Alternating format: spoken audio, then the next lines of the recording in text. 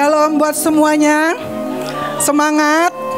Semangat ya. Walaupun kita saat-saat ini lagi tegang, karena 2 hari lagi kita akan ke Israel. Dan saya akan bahas tentang mewarisi sumpah Tuhan kepada Abraham.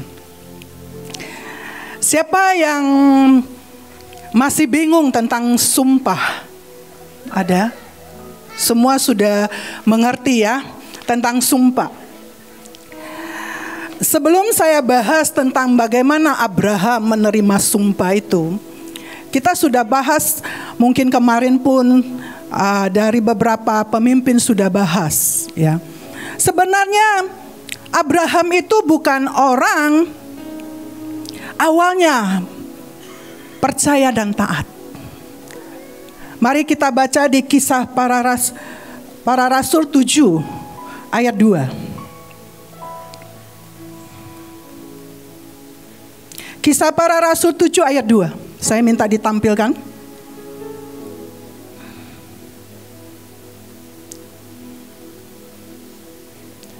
Kisah Para Rasul 7 ayat 2. Jawab Stefanus, hai saudara-saudara dan bapak-bapak, dengarkanlah Allah yang maha mulia telah menampakkan dirinya kepada bapa leluhur kita Abraham ketika ia masih di Mesopotamia sebelum ia menetap di Haran. Tapi apa yang dilakukan oleh Abraham waktu itu, sebenarnya Abraham sudah ketemu Tuhan. Dan Tuhan sudah suruh Abraham untuk pergi dari tempat di mana dia berdiam. Ya, mari kita baca lagi untuk next ayatnya.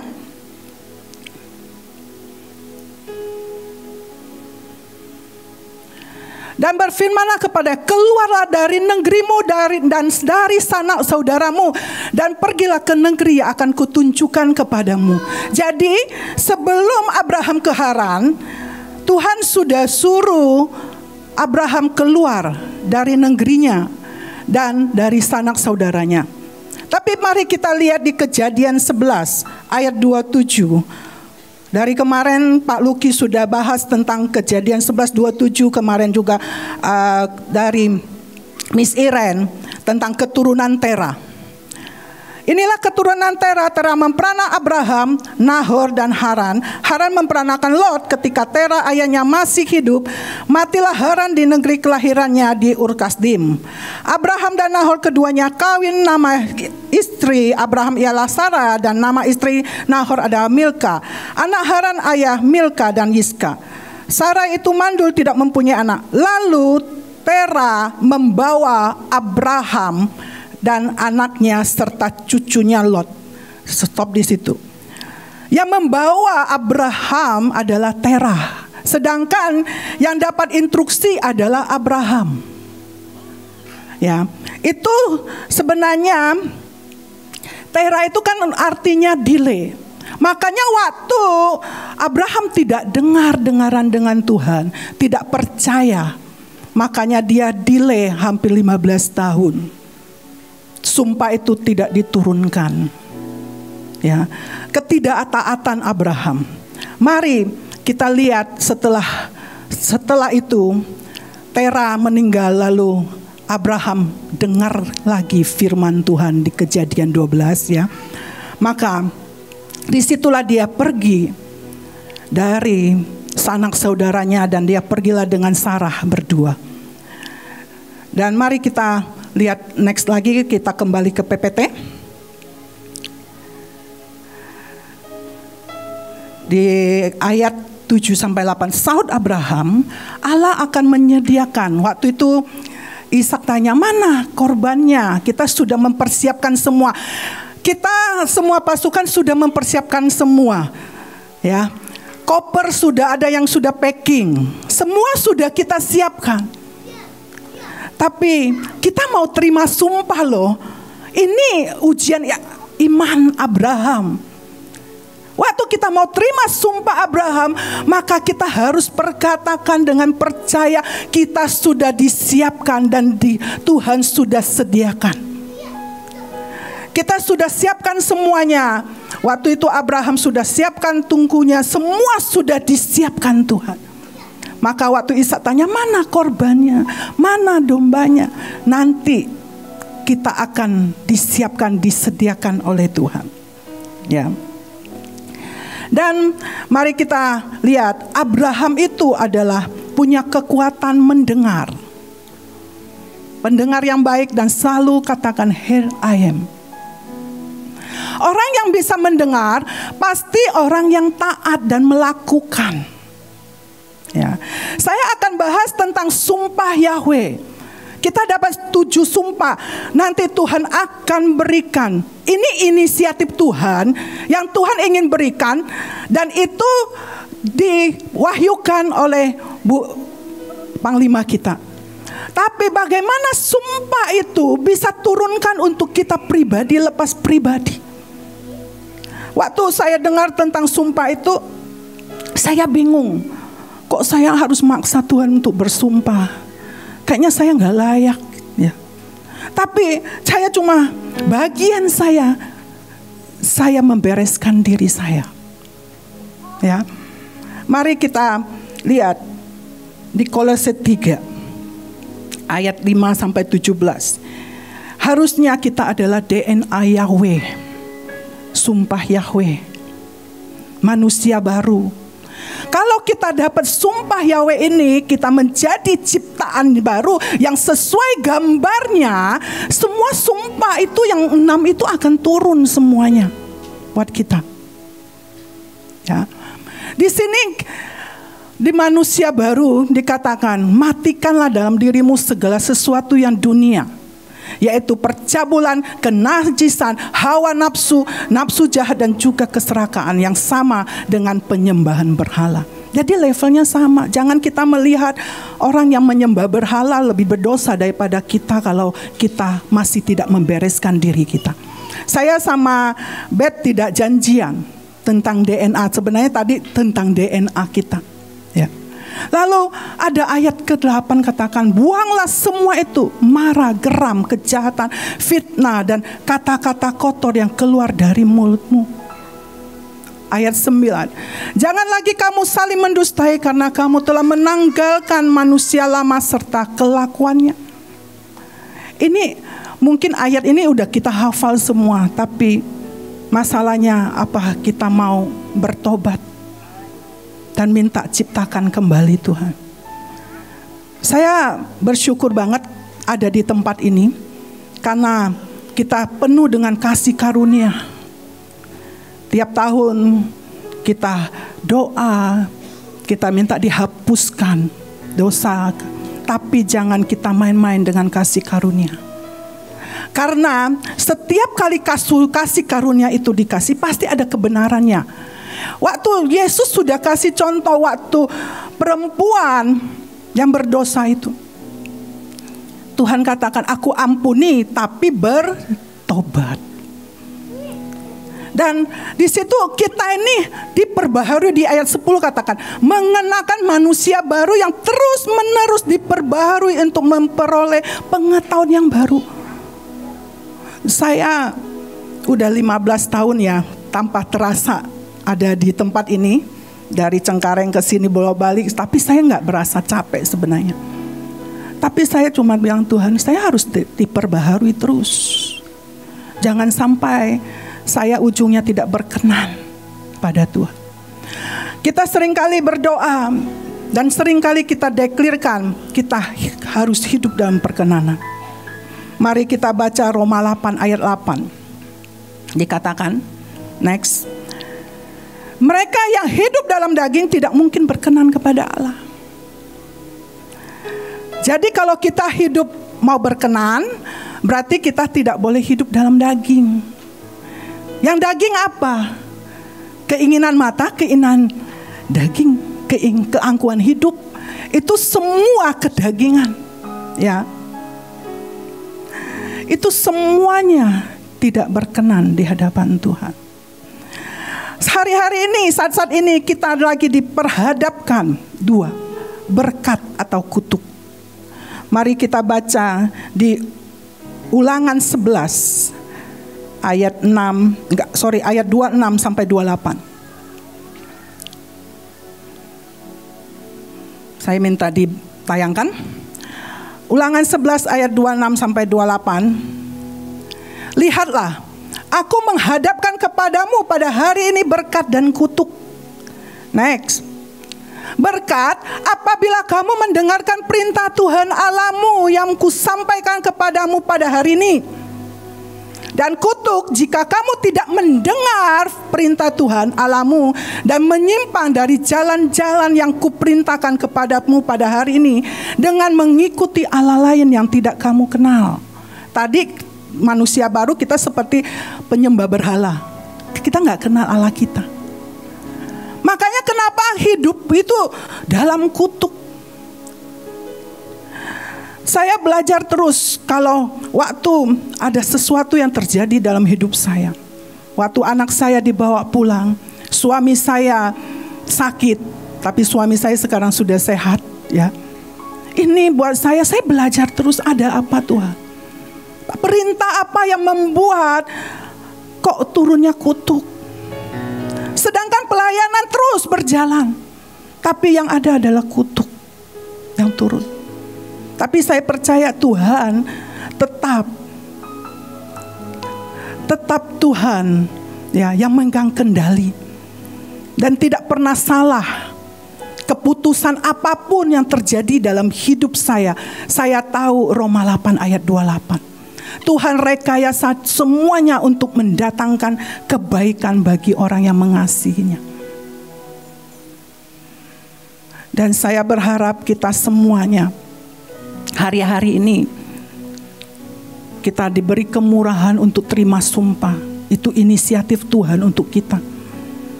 Kita sudah lama menjadi pasukan Tuhan. Sudah waktunya kita menerima semua sumpah yang pernah diberikan Abraham untuk diwarisin buat kita. Amin. Amin.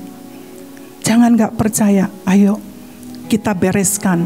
Waktu pertama kali tentang sumpah, ibu pernah bilang bereskan dirimu, hubunganmu dengan Tuhan. Dan waktu itu saya mulai bereskan. Dan saya buat satu komitmen dengan Tuhan. Tapi banyak orang hanya berkatnya yang mereka dengar, bahwa akan break and bloom. Tapi ada orang waktu itu berhadapan dengan saya bilang, kamu kira-kira apa yang kamu lakukan untuk menerima ini semua? Dia gak berani melakukan pemulihan keluarganya. Waktu itu sempat ya Bu Nani bilang, kita datangin mungkin mertua semua. Saya coba koreksi, ada waktu saya banyak gak sih buat orang tua saya? Saya mulai berjalan. Seperti tadi Bet katakan, kalau kita iman tanpa perbuatan. Abraham pun berbuat loh. Sampai dia udah ikat anaknya. Tapi saya bilang, ayo kamu mau terima bread and bloom, kamu harus berani melangkah. Biar Tuhan yang membackup kamu. Tapi kamu langkah dulu, kamu mulai beresin. Tapi bukan beresinnya hanya di dalam di sini, tersungkur-sungkur, bukan. Tapi waktu kamu keluar dari sini, datangin. Bereskan. Saya pertama-pertama waktu dengar seperti itu dari Ibu Nani, lalu saya dihancin juga dengar tentang pemulihan. Yang awal-awal saya lakukan, saya ajaklah mama saya pergi makan. Lalu cici saya semua saya ajak pergi makan. Nah, kita harus melakukan sangat banyak. Di sini kan kita udah terima fine dining. Banyak sekali firman yang sudah ditancapkan. Tapi masalahnya kita berani enggak melangkah. Mungkin lagi waktu engkau dengan istri, dengan suami, ada gap. Berani enggak? Itu melatih kerendahan hati. Ya. Mari kita lihat Ishak. Apa yang Ishak kerjakan sehingga warisan dari Abraham itu turun. Ya. Saya sebenarnya bahas ini waktu dikasih jadwal. Ini udah seminggu yang lalu. Saya tanya Tuhan. Saya lihat memang Tuhan itu selalu membuat saya, memulihkan saya, proses demi proses hidup saya. Dipaksa untuk saya itu dipanggil untuk melayani di dalam firman. Jadi saya pewayan sambil masak pun saya tanya Tuhan ya. Betapa pewayan itu memulihkan, menancap. Karena firman itu adalah dua arah. Ya. Dan tiba-tiba Tuhan ngomong warisan. Pas minggu waktu kita, ini ibu bilang pertahankan warisan. Makanya saya confirm banget gitu. Ayo kita yang di sini maupun nanti yang mau ke Israel, kita harus merindukan ini, tapi bereskan. Bisa aja kita memang dibuat delay ya. Saya harap sih enggak ya. Makanya dengan 2 hari ini kita bereskan agar kita layak diterima. Karena Tuhan udah nyediain kok pesawatnya ya. Tapi dengan 2 hari ini bereskan. Mungkin hubungan keluargamu atau apapun. Jadilah ciptaan yang baru, bukan hanya sekedar mulutmu. Tuhan, buat aku ciptakan ulang. Tapi kita tidak melakukannya. Di sini Tuhan menurunkan sumpah Kesed dan break emblem kepada Ishak. Karena bagaimanapun Ishak itu punya DNA, ya, hak kesulungan, DNA Yahweh-nya. Apa yang dia lakukan? Di Kejadian 26 ayat 3. Tinggallah di negeri ini sebagai orang asing, maka aku akan menyertai engkau dan memberkati engkau. Sebab kepadamu lah dan kepada keturunanmu akan kuberikan seluruh negeri ini, dan aku akan menepati sumpah yang telah kuikrarkan kepada Abraham ayahmu. Ishak taat. Dia keluar. Sebenarnya keluar dari kenyamanan. Banyak kali kita gak berani keluar dari kenyamanan. Jadi orang asing. Sebagai orang asing, kita maunya selalu diakuin orang. Saya itu punya satu komunitas ya. Itu dari kecil bersama-sama. Mereka selalu bilang, jangan sebut-sebut kalau di dalam grup ya. Ada hamba Tuhan di sini. Nanti ditegur. Tapi buat saya, ya saya walaupun mereka lihat saya orang asing ya, orang yang bukan seperti dunia ya, tapi saya tahu, marilah kita tinggalkan semua yang dunia. Dan saya ingat banget waktu kita Bu Panglima dapat ada yang harus ke provinsi. Ini bisa aja ini berlaku loh. Tinggallah di negeri ini sebagai orang asing, dan maka aku menyertai engkau dan memberkati engkau. Padahal waktu kita berani meninggalkan semua kenyamanan dalam hidup kita, masuk ke tanah Palestina, menjadi orang asing, dia mengambil keputusan menjadi berbeda, mengalami perubahan dalam hidupnya. Ishak berani mengambil keputusan ya. Dan Ishak menabur. Karena dia sudah sangat diberkati Tuhan ya, sampai dia menabur sampai dia juga mendapat 100 kali lipat. Saya sangat percaya di sini sudah sangat hebat dalam menabur, walaupun dalam menabur dalam kekurangan ya. Tapi kita mau menabur dari kelebihan. Amin. Malah kita bisa kasih lebih. Ayo kita sama-sama, kita nanti akan terima sumpah yang dari Tuhan untuk kita semua menikmati warisan dari Abraham. Yang ketiga, Ishak itu menggali sumur. Dia tidak menyerah. Dia tekun. Tadi kan Beth sudah bicara tentang ketekunan. Dia menggali sumur yang sudah ditutup oleh bangsa Palestina ya. Dan waktu dia menggali yang pertama direbut, dia nggak marah. Dia gali lagi yang kedua, direbut lagi. Tapi akhirnya dia dapat Dan dia bilang, saya sudah tenang.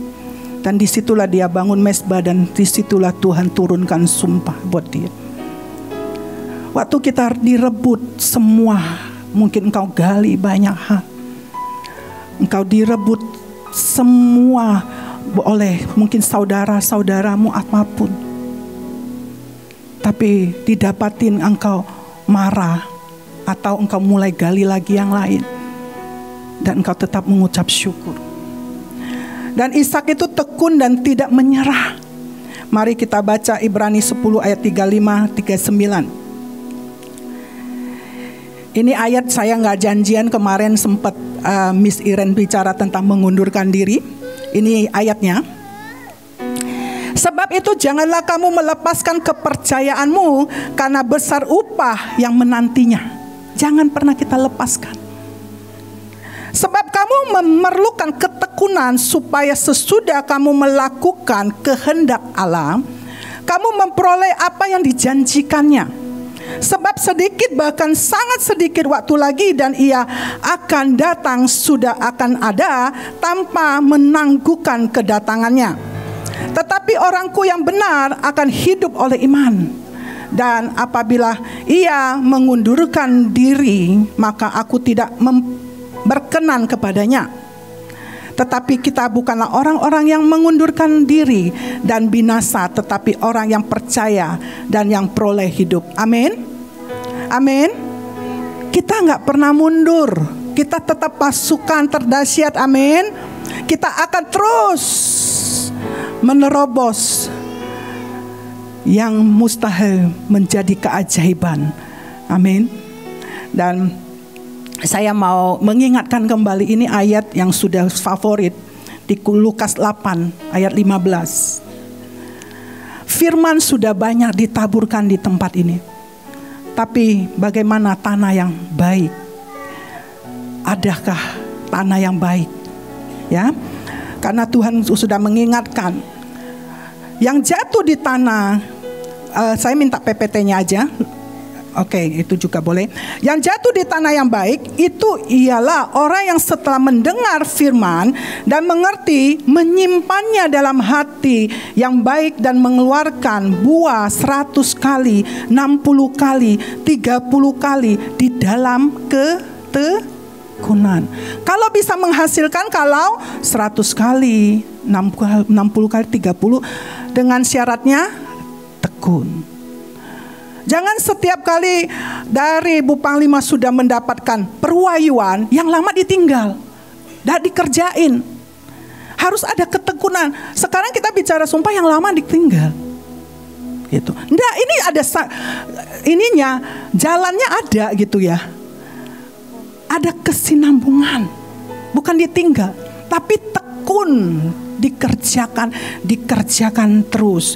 Dan karena di Lukas 8 ayat 14 yang sebelumnya, kalau firman itu ada di tanah yang penuh dengan semak duri, yaitu gelisah, takut, ya, itu semuanya itu tidak bertumbuh dan malah tidak menghasilkan buah yang matang. Kalau buah yang tidak matang tidak dapat dinikmati. Waktu itu juga dari Lydia sudah bahas tentang dinikmati Tuhan. Kalau kita tidak bisa dinikmati oleh manusia, bagaimana kita dinikmati Tuhan? Buahnya nggak mateng, karena khawatir dan gelisah. Sekarang saya tanya dengan kita, pesawatnya masih dengan kondisi belum ini, ada yang khawatir dan gelisah? Ini ada firmannya loh.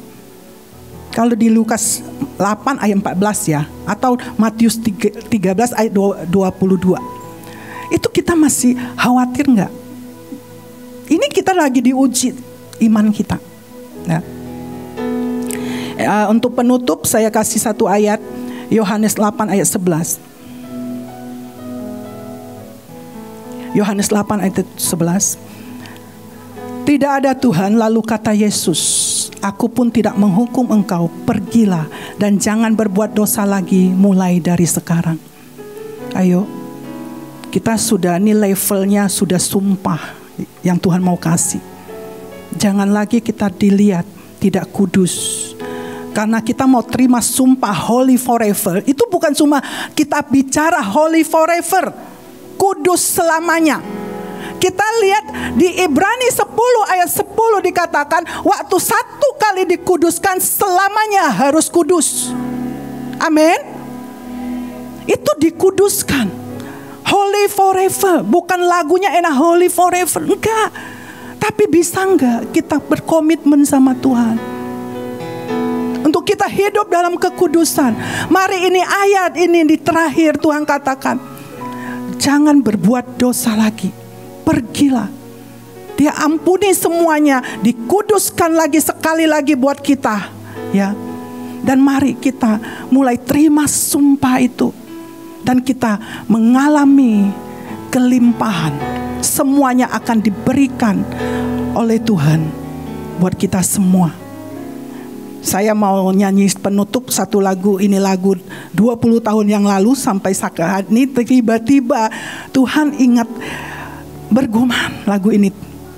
2 minggu yang lalu lagu ini terus, ya. Ada lagu tentang Tuhanku tak akan memberi, ya. Kita nyanyi lagu ini lagu 20 tahun lalu saya nyanyikan, ya. Dan hal ini Tuhan kasih saya dengan lagu ini kembali.